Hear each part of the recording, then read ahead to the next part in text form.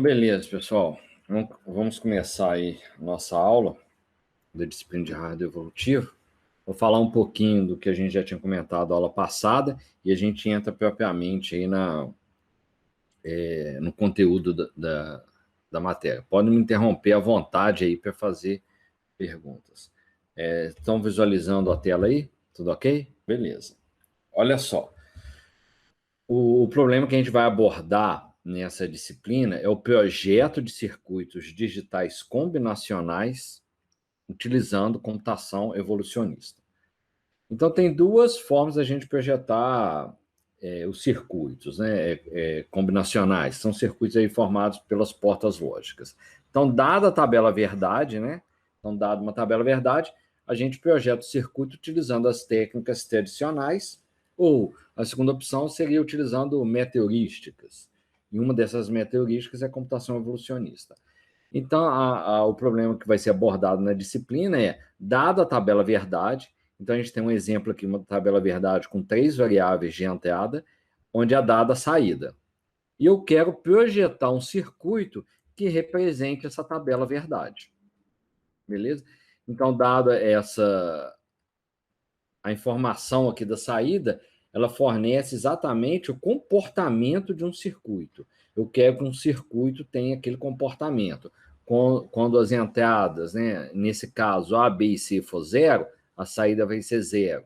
Quando as entradas A e B for zero e a C for 1, a saída vai ser zero, e assim sucessivamente. Então, esse é o enunciado, né? Esse é o problema que a gente quer projetar, que a gente vai abordar. A tabela verdade fornece todas as características do nosso circuito, né? É totalmente modelado através da tabela verdade.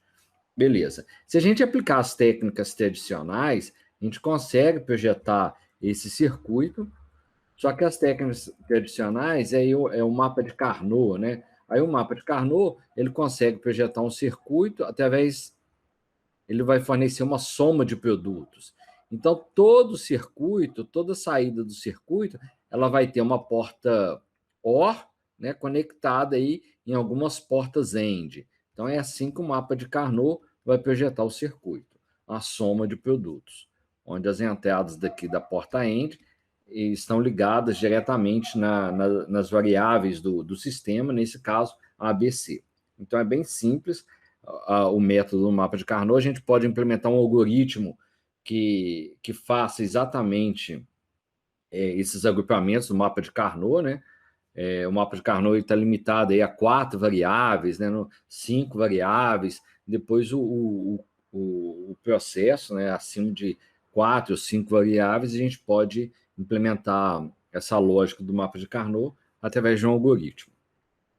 Então, mas de qualquer forma, a saída vai ser sempre dada por uma soma de produtos e o mapa de Carnot, ele é um método determinístico. O que significa um método determinístico? Se eu aplicar, né, o mesmo problema, aplicar o mapa de Carnot, sempre vou chegar no mesmo resultado, né? Na heurística, não. Na computação evolucionista, a gente aplica a gente pode chegar em soluções diversas no mesmo circuito, né? Dada a mesma tabela verdade, a gente consegue chegar em várias soluções, né? Então, beleza. Então, a computação evolucionista, a gente consegue ampliar também o conjunto de portas lógicas. Eu consigo projetar circuitos que contenham portas XOR, XNOR, com mais de 2 entradas, a gente consegue ter uma liberdade nesse sentido aí. Essas técnicas, né, de computação evolucionista, essas técnicas de computação evolucionista aplicadas aí no projeto de circuitos, deu origem a que a gente chama aí de hardware evolutivo. Basicamente, essa linha de pesquisa começou aí a se desenvolver a partir de 93, com a publicação de Lowe's, onde ele modelou o sistema através de uma matriz, né, de uma tabela, onde cada elemento aqui da tabela, cada elemento da tabela é uma porta lógica, e obviamente essa porta lógica, ela amplia, né, as possibilidades de AND, OR, XOR, XNOR, beleza. E as entradas da porta lógica, bem como as operações que ela executa, dão origem ao que a gente chama de gene. Então, o gene vai ser formado pela porta lógica, a operação que ela está executando, como as entradas. Nesse caso, uma porta lógica de 2 entradas, a gente vai colocar entrada 1 e entrada 2. Então, a operação que executa e as entradas dá origem ao gene, ok? Então, essas portas aqui do nível mais baixo vão estar ligadas diretamente nas entradas, né, do nosso sistema. E as demais portas, elas podem estar conectadas aí na saída das portas anteriores. Daqui a pouco a gente vai ver a gente vai ver mais detalhes a esse respeito aí. Aí surgiu essa codificação de Lowe's, né? E a partir dali, muita gente começou a projetar circuitos utilizando essa codificação. Então, o pessoal implementava aí os algoritmos. Então, a gente tem circuitos projetados aí com algoritmo genético, com programação genética, com PSO, colônia de formigas. Então, o pessoal começou a implementar vários circuitos aí. Uma coisa interessante, olha só, é que esses circuitos aqui não são apenas de 2 níveis, né? O mapa de Carnot lá, lembrando que ele dá origem a circuitos de 2 níveis, a portas AND conectadas aí na saída de uma porta OR. Aqui a gente tem vários níveis, né? A gente tem uns circuitos aí multinível, beleza? Dependendo do tamanho da matriz, a gente consegue controlar isso daí. Ok. Aí surgiu, né? Eu comentei na aula passada, lá na época de 2000, surgiu vários pesquisadores implementando aí projetos evolucionários com meteorísticas diferentes e tudo. Só que veio o Miller, lá em 2011, ele começou a estudar uma técnica chamada programação genética cartesiana. Aí a programação genética cartesiana, ele mostra que é a melhor técnica para projetar circuitos evolutivos. Então, não foi colônia de formigas, PSO, a cartesiana sempre chegava em resultados melhores. Ok? A gente vai, ao longo da disciplina, vou falar um pouco sobre as características da cartesiana. Aí. Agora, uma coisa importante no projeto evolucionário, né, no hardware evolutivo, o grande problema aí dessa área, né, dessa linha de pesquisa, é chamado problema da escalabilidade. O que é o problema da escalabilidade? É o tamanho, né? Quando a gente coloca em circuitos grandes, o que são circuitos grandes? Acima de 7 variáveis, 8, 10 variáveis de entrada, o custo computacional, né, o tempo para a gente chegar na solução fica muito grande e às vezes inviabiliza, né? O próprio algoritmo não chega na solução. Então, essa é a maior dificuldade aí quando a gente aumenta muito o número de variáveis de entrada, o tempo computacional aumenta exponencialmente e isso às vezes inviabiliza aí achar uma solução que atenda aquelas características da tabela verdade. Aí tem muita pesquisa, né? Justamente para quê? Para otimizar esse tempo, para melhorar, né? A gente pode modificar algumas características do algoritmo para melhorar esse tempo, para ele chegar na solução de uma forma mais rápida, né? Então tem muito artigo aí, o pessoal tem pesquisado bastante a respeito disso daí. E o projeto evolucionário, né, tem como principal objetivo achar soluções factíveis. O que são soluções factíveis?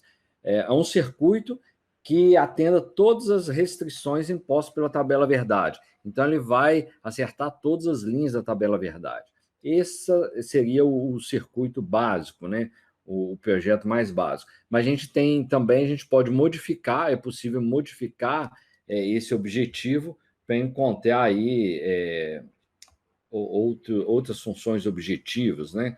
Então, pessoal, às vezes você pode minimizar o número de componentes. Eu quero achar um circuito factível, eu posso ter o meu problema da seguinte forma: eu quero achar um circuito factível com o menor número de componentes. É um algoritmo.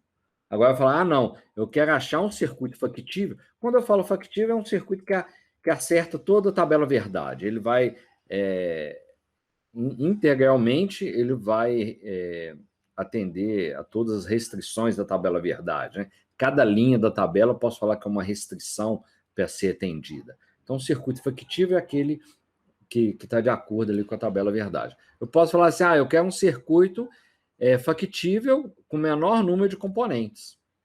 Então, o problema é de otimização, estou minimizando. Não, eu quero um circuito factível e que o consumo de energia dele seja o menor possível. Aí a solução vai ser diferente, né? Eu posso achar um outro circuito, o meu algoritmo muda completamente. Eu quero um circuito que seja mais rápido. A resposta do circuito, né, seja mais rápido. O que seria isso? Se eu mudar as variáveis de entrada, a minha saída vai ser atualizada mais rápida. A gente sabe que existe um delay aí, existe na ordem de nanosegundos, né? Se eu mudo uma variável de entrada, a saída lá do meu circuito, né? A gente tem lá, eu tenho aqui a saída e eu tenho, vamos colocar um circuito aqui com mais níveis, tá, pessoal? Eu posso ter aqui um circuito aqui com mais níveis. Então, se eu mudar essa variável de entrada aqui, o A, que era 0, passou a ser 1, a minha saída ela pode ser alterada. Né? Quanto tempo que ela vai demorar para ser atualizada aqui? Existe um tempo aqui de propagação do sinal. Então, na verdade, vai gerar um tempo de delay aqui para essa saída responder. Na ordem de nanosegundos. Né? Mas, obviamente, dependendo da minha aplicação, eu quero circuitos mais rápido, né? Que tenha resposta, seja rápido, trabalhar em altas frequências, enfim. Ou não, eu quero um circuito que tenha o consumo de energia dele seja o menor possível, né? Então, hoje em dia, os equipamentos eletrônicos querem otimizar ou o consumo de energia, enfim. A gente tem diversos pontos aí que a gente pode otimizar dentro de um circuito, beleza? Então, na computação evolucionista, a gente pode trabalhar com diferentes abordagens aí. E uma outra abordagem interessante que tem surgido aí, muitas pesquisas também, são circuitos que permitem um relaxamento funcional. O que seria um relaxamento funcional? Eu vou projetar um circuito, suponha que de 4 variáveis, eu tenha, então são 16 linhas da tabela verdade. Mas às vezes o meu circuito ele pode atender a só 15 linhas da tabela verdade, às vezes ele vai permitir algum erro. Então ele tem esse relaxamento funcional, mas em prol de quê? De uma diminuição da complexidade. Às vezes o circuito, quando ele acerta todas as linhas da tabela verdade, é um circuito né, que consome muita energia, ou um circuito muito grande, enfim. Agora, se eu permito que esse relaxamento funcional, ele pode ser que seja mais rápido, né? Enfim. Agora, tem situações que eu não posso. Tem situações que eu não posso permitir nenhum erro no circuito, né? Então, e agora tem outras situações que a gente pode permitir erros, que o circuito pode, às vezes um bit que era 0 mudou para ser 1, enfim, ele não vai alterar aí a funcionalidade, não vai comprometer a funcionalidade do meu sistema. Beleza? Tem um campo de aplicação vasto essa parte aí. Tá, agora voltando aí para a nossa CGP, né? A gente tem alguns parâmetros que a gente vai definir na CGP. Então, eu tenho lá, o primeiro parâmetro é exatamente aqui, a gente tem o número de linhas, né? Então, eu vou representar essa matriz aqui em 2 linhas. Beleza. Eu também vou vou configurar aí o número de colunas. No caso aqui são 4 colunas. Então, a gente configura na cartesiana, né, na programação genética cartesiana, eu vou colocar lá o número de linhas, o número de colunas, a taxa de retorno aqui, eu vou explicar daqui a pouco o que é essa taxa de retorno, né? E, além disso, a função que é executada. Então, cada elemento aqui da minha matriz, ela vai executar uma função. No nosso caso, vai ser uma função lógica, mas eu posso aplicar a cartesiana em outros tipos de problema que não seja circuitos lógicos, né? Eu posso ter uma função matemática, a gente tem uma gama de aplicação imensa aí dentro da cartesiana. Então, o importante é que esse nó, a gente vai chamar esse ponto de nó, ele vai executar uma função. Pode ser um AND, pode ser um OR, pode ser uma soma, pode ser uma multiplicação, uma exponencial. Ele vai dar origem ali a um operador, né? Ele tem um operador, onde esse operador vai ser aplicado aí nas variáveis de entrada. Beleza? Então, o primeiro ponto importante do algoritmo evolucionista é a gente definir a nossa representação do nosso indivíduo. Beleza? Então, aqui eu vou escolher, né? Eu vou evoluir esse circuito aí com 2 linhas, 4 colunas, e ele vai executar aqui um conjunto, dentro de um conjunto gama, ele vai executar 4 operações, né? Que a gente vai codificar como 1 a 4. Beleza? E a taxa de retorno. O que é a taxa de retorno? Eu vou explicar o seguinte. A taxa de retorno, quando ela, por exemplo, esse elemento aqui, né, o nó 7. Então, eu costumo numerar os nós na sequência. Então, as variáveis de entrada, né, eu não expliquei amplamente a tabela, né, vamos explicar aqui. Então, nesse caso aqui, a gente tem 4 entradas, de 1 a 4, e a gente tem 2 saídas. E a gente vai modelar o nosso circuito aí. Eu costumo numerar cada nó aí do circuito na sequência. Então, a gente tem 1, 2, 3, 4, aí a gente começa o 5, 6, 7, 8, 9, 10, 11, 12, e a gente tem aqui a saída. No caso aqui, o circuito vai ter 2 saídas, o S1 e o S2. A minha taxa de retorno igual a 2 significa que cada linha, cada elemento aqui, eu posso ligar em 2 colunas anteriores. Então, isso vai fazer muita diferença lá no nó 11. Por exemplo, se a minha taxa de retorno é 2, onde que esse 11 pode ligar? Ele pode ligar no 9? Pode. Ele pode ligar no 10? Pode. Ou ele poderia ligar também no 7, no 8? Pode também. Mas ele não poderia ligar aqui no 5.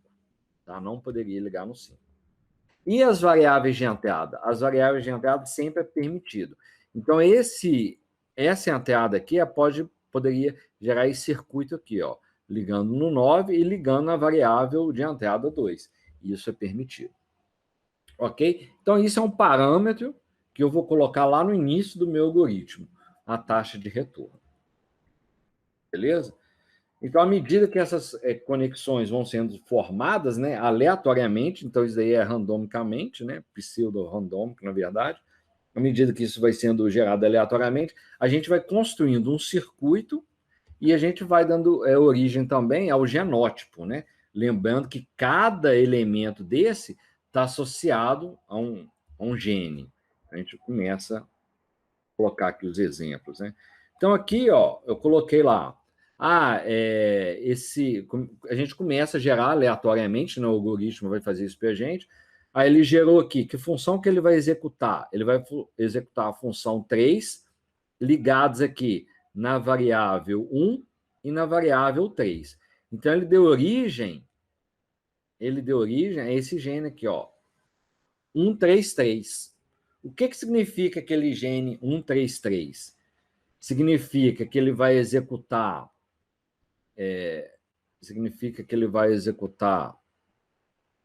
aqui o operador 3, né? Porque esse elemento aqui representa o operador, e significa que 1 e 3 está ligado ali nas duas, na entrada 1 e na entrada 3, ok? Então, aquele gene a gente vai formando aí, e isso também a gente vai analisando aí a configuração aí de todos os nós. Então, aqui a gente tem o nó 6, o nó 6 ele executa a função 2 e ele está ligado nas entradas 2 e 3. Beleza. Com isso, a gente consegue gerar aleatoriamente aí o circuito, né? Então, a gente tem o fenótipo, que é o circuito, e a gente tem o genótipo, né? Que é a codificação aí embaixo. Então, eu vou passar aqui mais rápido. A gente começa a fazer as ligações. Beleza. Até chegar aqui, ó. Aí gerou aleatoriamente esse genótipo aí. Então, vão comentar. Então, a gente tem esse gene aqui, ó. Esse cara aqui, quem que é? Esse daqui é o 5, esse é o 6, esse é o 7, 8, 9, 10, aqui o 11 e o 12. Tá aí o genótipo de cada um dos nós. Então, por exemplo, o 8. O 8 ele vai executar. Qual função que ele está executando? Ele está executando a função 1. Aqui, ó. O 8 executa a função 1. Aí ele está ligado aqui, ó. As duas entradas do nó 8 tá ligado no 6, ó. Beleza? Então, na minha codificação, se o 1 for uma porta end, ele está ligando as duas entradas da end no ponto 6. Beleza? Ah, mas esse circuito é bom? Não sei. O processo evolutivo que vai falar se aquelas duas entradas ali são interessantes ou não, né? Ligados no mesmo ponto. O processo evolutivo que vai analisar isso daí. E depois de ter ligado toda a matriz, ainda falta quem? O S1 e o S2. Olha o que aconteceu aqui. O S1 e S2 vai ser ligado também aleatoriamente. Então, nesse exemplo aqui, ó, foi ligado o S1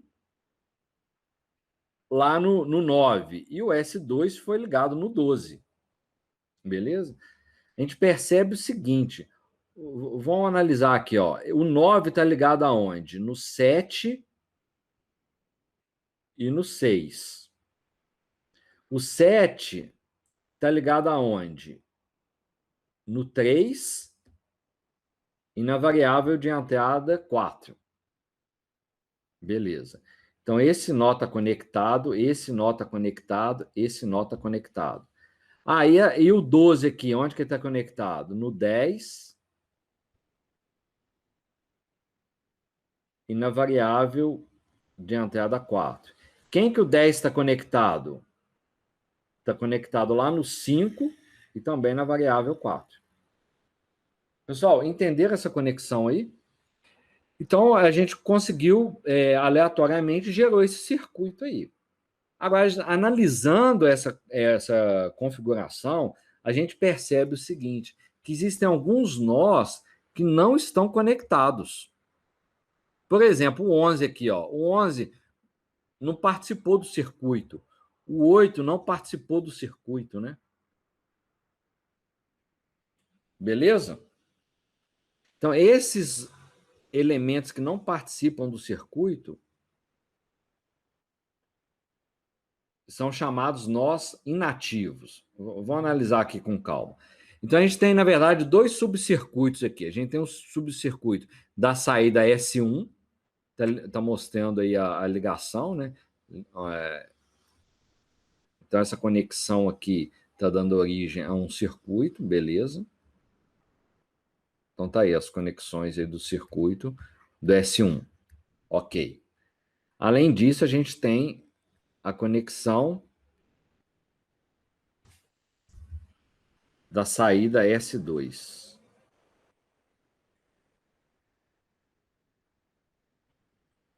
Eu não coloquei do S2 aqui. Vamos fazer aqui do S2. Analisando o genótipo,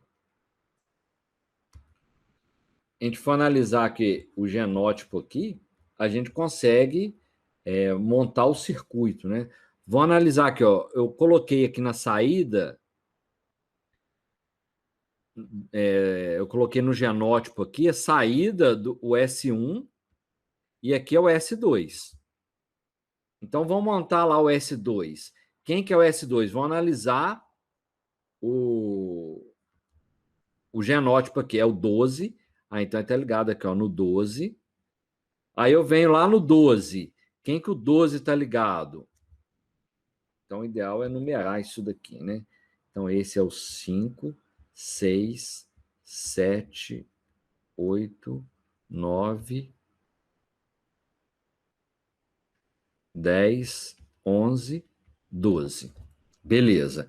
Então, a saída S2 está ligada no 12. Quem que é o 12? O 12, ele faz a função 3, está lá, a função 3, e ele está ligado em quem? No 10 e no 4. Então, beleza, aqui ó, o 10 aqui, ó. Ele está ligado no 10 e no 4. Ó o S2. O S2 está ali. Então, essa entrada do S2 aqui já foi direto na entrada 4. Acabou o circuito. Mas a entrada aqui superior, né, está ligado no 10. Quem que o 10 está ligado? A gente tem que analisar. Ele faz a função 1, olha lá, ele executa a função 1. A função 1 pode ser uma AND, uma OR, vai depender da codificação que a gente está usando, né? Então, vamos lá, ele executa a função 1 e está ligado no 5 e no 4. Então, ele está ligado aqui ó, no 5, aqui ó, está ligado no 5 e está ligado também no 4, beleza. Aí eu vou lá no 5. Quem que é o 5? O 5 está aqui, ó. Ele executa a operação 3, está lá, operação 3, e ele está ligado no 1 e no 3. Está ligado aqui no 1 e está ligado aqui no 3. Beleza. Então, esse daí é o circuito. Olhando, então o que é importante? Olhando para a matriz, a gente tem que saber que a matriz está associada a um genótipo, né? Está associado ao gene. E o genótipo está associado à matriz. Essa matriz, na verdade, vai ser um circuito lógico. Esse circuito, né, na hora que eu tirar, em vez de colocar o F1, né, suponho que o esse 1 aqui, ó, eu posso falar que é uma OR. O 2, eu vou falar que é uma AND. O 3, eu vou falar que é uma XOR. O 4, eu posso falar que é uma NAND. Então, beleza. Aí eu vou vir aqui, ó, quem que é o 3?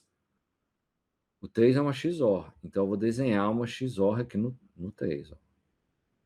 Ó. Quem que é o... Aqui é o 2. Quem que é o 2 é uma AND. Então, eu coloco uma AND lá. Beleza? Então, essa representação fornece um circuito lógico para a gente. Aí, esse circuito vai ser gerado na população inicial, né? Aleatoriamente, a gente começa o processo evolutivo, aplicando aí os operadores de seleção, cruzamento, mutação, enfim. A gente vai especificamente para o hardware evolutivo, a gente não vai aplicar o operador de cruzamento, né? Ele não é eficiente. Então, esses nós aqui, ó, eu tenho 11, ele não participa de nenhuma ligação, e o 8 também não participa de nenhuma ligação. Esses nós são chamados de nêutrios ou inativos. Né? Então, aí está lá, esse daqui é o 8, o gene aqui do 8, e aqui é do 11. Ele não está participando de nenhuma ligação, por isso que ele é chamado inativo. Mas a qualquer momento, uma mutação pode transformar um nó inativo em um nó ativo, ou vice-versa. Então, aquela informação que está ali no nó, ela pode ser utilizada, entendeu? Isso é uma característica importante aí da cartesiana, que ela explora essas informações dos nós inativos. Né? Aqui tem um exemplo de uma mutação. Mas vai ficar mais fácil perceber o... Vocês estão visualizando esse desenho aí ou não tá bom? Então, beleza. Olha o que acontece. A mutação na cartesiana, né, no hardware evolutivo, ela pode ser uma mutação chamada mutação por ponto. Então, a gente define quantos pontos do circuito vai sofrer mutação. Então, esse genótipo é gerado no início do algoritmo aleatoriamente. Pá, gerou o circuito, o genótipo lá, né, que está associado a um circuito. Aí a gente começa a aplicar os operadores genéticos. Mas a gente tem que definir a mutação. A gente pode aplicar essa definição aí de mutação pontual. Então, esse exemplo aqui fala que a mutação é em 2 pontos. Então, nesse circuito, a gente vai escolher 2 pontos do circuito para sofrer mutação. Aí está um exemplo aqui. Então, eu posso pegar, por exemplo, esse nó 11, qual função que ele executava aqui? Não é a função 3? Ele executava o f igual a 3. Beleza, tá aqui, ó. Ele executa aquela operação f igual a 3. Aí eu posso mudar para ele executar essa função aqui, ó, o f igual a 4. Então, nesse caso, o f está igual a 3, eu não sei se está visível aí. Aqui o f igual a 4. Então, isso a gente, na verdade, está trocando uma porta, né? Se o f igual a 3 fosse uma porta OR, eu, de repente, vou lá naquele circuito, considerando que o f igual a 4 é uma porta AND, eu mudo uma porta OR para uma porta AND. É um tipo de mutação. Ou então, outro tipo de mutação, que está exemplificado aqui, é essa conexão. Eu tinha esse nó 10, ele estava ligado aqui na entrada 4. Aí, de repente, eu mudo, eu passo a ele ligar na entrada 8. Então, a mutação ela pode atuar tanto na função, trocando uma porta lógica, ou atuar na conexão. Então, a gente tem 2 tipos de mutação. Eu vou atuar na ligação. Então, eu posso falar que eu tenho a mutação na ligação ou a mutação na operação, na porta lógica, né? Então, a gente pode ter esses 2 tipos aí de mutação. Beleza? Então, aqui é o exemplo de um circuito inicial gerado aleatoriamente e aqui já é um exemplo de um circuito que sofreu mutação. E essa mutação, ela pode ser analisada lá no geneticamente, né? O que aconteceu. Então, lá o nó 11, aqui está o nó 11, ele era 773. Olha lá, ele passou a ser o quê? 774. Então, teve a mutação. E aqui no o nó 10, a entrada dele estava no 4 e ela passou para onde? Passou aqui para o 8. Então, aqui, ó. Aqui está o ponto representando a mutação geneticamente. A gente viu a ligação lá na matriz, lá no fenótipo, né? A mutação ocorrendo no fenótipo, e viu a mutação ocorrendo no genótipo. Lá no algoritmo, o que eu vou fazer? Eu vou ter esse genótipo, aleatoriamente a gente troca o bit lá o dígito, né? A gente troca aquele valor ali do vetor, da matriz, enfim. E isso vai modificando o circuito. Pessoal, até aqui, alguma dúvida, algum comentário? Como é que tá? Olha só, depois que eu expliquei toda essa matriz, né? Como é que a gente faz essa ligação e tal. Aí o Miller, né, que trabalhou muito aí na cartesiana, né, considerado aí o pai da programação genética cartesiana, ele que aplicou ela em circuitos, enfim, tem uma pesquisa longa aí.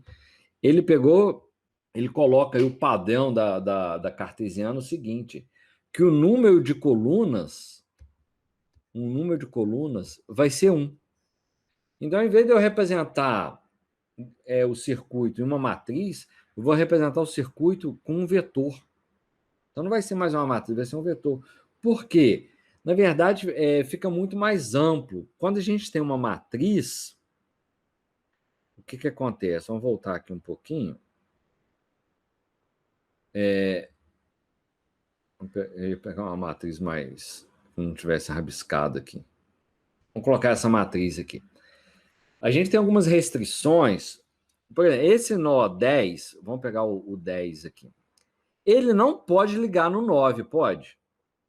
Não pode, porque aí eu vou ter uma realimentação no meu circuito e iria gerar um circuito que não é factível. Então, eu não posso ter esse nó 10 ligando aqui no nó 11. Ele sempre vai ligar as entradas do 10, ela só pode ligar em portas anteriores, né? Em saídas ali anteriores. Isso é uma restrição, não posso ter esse tipo de realimentação. Então, é uma restrição que eu coloco. O 10 não pode ligar no 9. Se eu coloco isso tudo linearmente num vetor, eu posso ter o mesmo número de nós, né? Nesse caso aí, eu tenho 2 linhas e 4 colunas, eu tenho 8 nós, eu posso ter os 8 nós linearmente num vetor, e eu não vou ter essa restrição do 10 não poder ligar no 9. Então, acaba que um vetor é mais amplo. Eu consigo fazer todas as ligações que eu faria numa matriz, eu consigo fazer utilizando um vetor. Então, o padrão da cartesiana é ampliar isso. E outra questão importante aí da cartesiana é essa taxa de retorno também. Eu posso eliminar aquela restrição, a taxa de retorno vai ser 2, né? Eu só posso ligar o 10 em 2 colunas anteriores. Aí, qual que seria o caso mais amplo? Vamos colocar aqui o exemplo aqui, a taxa de retorno igual a 2, o 11 só poderia ligar onde? No 9, no 10, no 7 e no 8. Quando a taxa de retorno é 2, ele não pode ligar lá no 5. Aí o que Miller propõe? Ele propõe a cartesiana mais ampla possível. Então, o 11 ele pode ligar qualquer nó anterior. Então, o padrão da cartesiana deixar ela mais livre, né, mais ampla, para o próprio processo evolutivo encontrar a melhor solução. E como que a gente deixa ela mais ampla? Justamente deixando essa taxa de retorno máxima, né, tirando essa restrição e colocando, ao invés de uma matriz, um vetor. Então, esse é o padrão da literatura. A gente pode trabalhar aí nesse formato. Tem algumas situações que vai ser interessante trabalhar com matriz ou com uma taxa de retorno diferente, né? Enfim, tem casos específicos aí que vai ser interessante. É um campo aí que vai ser explorado também, né? Qual que é a melhor conformação do circuito? Qual que é a melhor topologia? É um vetor mesmo ou não? Se eu colocar uma matriz, o resultado que eu vou chegar vai ser melhor ou vai chegar mais rápido no resultado? Então, tem pesquisas relacionadas a esse ponto aí também. Beleza, pessoal? Então, essa é a apresentação básica aí da programação genética cartesiana. Então, a gente vai trabalhar, vai virar um vetor para a gente. Então, a gente tem lá, nesse exemplo aqui, 3 entradas, né? E aí cada gene vai ser disposto aí linearmente, né? Beleza? Eu tenho a saída. E a mutação aqui, só representando a mutação aí, né? Uma coisa interessante, olha bem. Nesse desenho aí, nessa topologia mostrada na letra a gente tem todos os nós são ativos, né? Olha bem, a saída está ligada no 7, o 7 está ligado no 6 e no 5, e o 5 está ligado no 4 e no 3. Então, todos os nós do circuito participam da saída, né? Todos os nós são ativos, beleza? Aí eu posso fazer uma mutação, olha essa mutação aqui. A saída que estava ligada no 7, de repente, uma mutação ela veio e ligou no 4. Então, esses 3 nós, o 5, o 6 e o 7, que eram ativos, eles passam a ser inativos. Com apenas uma mutação, esses 3 nós passam a ser nós inativos. Beleza? Mas a qualquer momento eles podem voltar a ser ativos também. Existe uma informação genética ali. E às vezes aquela informação pode ser interessante. Quando ele faz essa mutação, né? Quando ele passa daqui para lá, o algoritmo começa a testar outro espaço de busca, né? Começa a pesquisar em outro espaço de busca, que talvez não seja interessante. Aí, de repente, ele volta para lá, enfim. Ele vai alterando aí, de acordo com a busca que ele vai realizando, né? O objetivo é sempre ir melhorando o circuito e o próprio algoritmo ele vai detectando, né? Essa melhora e quando essas mutações são benéficas, né? São boas, a tendência é permanecer no circuito final. E aí o primeiro passo é justamente o quê? Gerar essa população inicial. Então aqui tem um código pequeno que eu fiz. Vou passar para vocês, quero que vocês pensem a respeito dessa parte, tentem implementar e perguntem. Aí eu vou explicando aí, o que é essa variável, por que faz isso, faz aquilo e tal. Mas a ideia é gerar aquele vetor. Eu quero um código que vai gerar esse vetor, um vetor assim, ó. Eu vou chamar...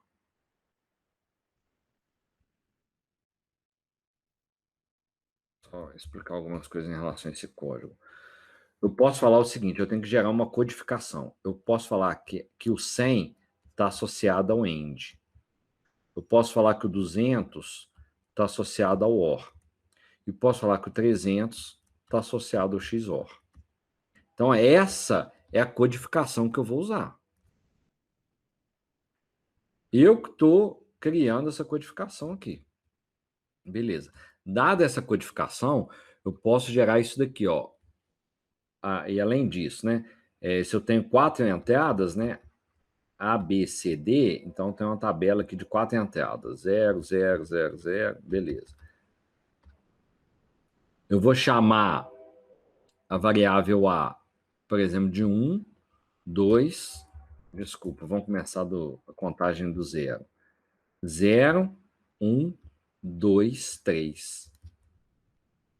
Então, eu preciso gerar esse circuito aqui, ó. Eu posso gerar um circuito assim, ó. 100, o que é 100, 1, 2? O que é 100, 1, 2? É uma porta AND ligada no B e no C. B e C. Aí depois, ele gerou aqui 300, 1, 4. O que é o 300, 1, 4?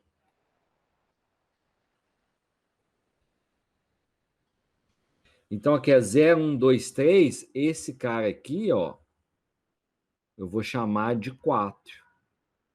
Esse daqui, eu vou chamar, vai ser o gene 5. Então, o 5 vai ser quem? O 5 é o 300. É uma XOR.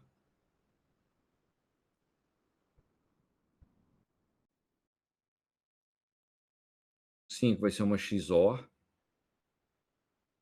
Ligada, esse ponto não é o 4? Ligada no 4 e ligada no 1. Quem que é o 1? É o B. Lá, eu estou gerando um circuito. Então, o objetivo é fazer o quê? É gerar exatamente esse vetor. Eu preciso de um código que vai gerar esse vetor aqui, ó, que é o genótipo. Eu vou gerar isso daqui. Então, esse código, ele faz isso. Tudo bem? Então, a gente começa a gerar aleatoriamente. Aí, semana que vem, eu quero que vocês pensem aí, entrem em contato, pode mandar no grupo, tal, eu vou explicando. A gente já vai começar a mexer Tem que gerar essa população inicial. Depois de gerar a população inicial, a gente vai ter que avaliar a população inicial. Depois de avaliar, a gente começa a fazer a mutação na população inicial, enfim, aplicar todo o processo evolutivo. Mas o primeiro passo é gerar essa população inicial. Então, eu vou gerar aquele vetor e aquele vetor vai estar associado a um circuito. Beleza, pessoal?